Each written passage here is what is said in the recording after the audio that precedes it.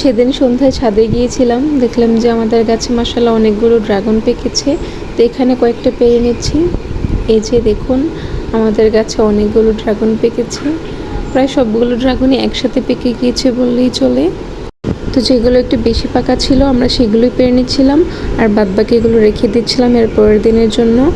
তারপরের দিন সকালবেলা আবারও চলে এসেছি বাকি ড্রাগনগুলো নেওয়ার জন্য। এই যে দেখুন কতটা সুন্দর পেকে গিয়েছে।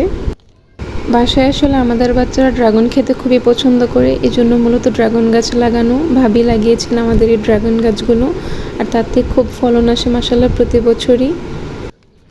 বাজারে তো এখন সারা বছরই প্রায় ড্রাগন পাওয়া যায়, তবে নিজের গাছের একদম পাকা ফলটা খেতে কিন্তু খুবই সুস্বাদু।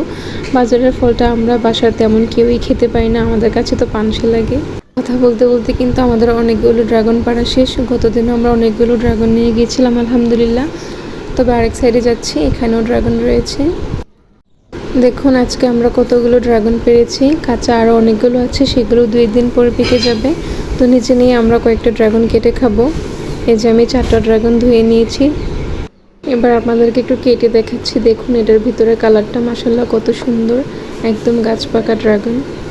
এবছর ড্রাগনের সাইজগুলো এত সুন্দর দেখুন। 3টা ড্রাগনই আমার এক পেয়ালা পুরো ভর্তি হয়ে গিয়েছে।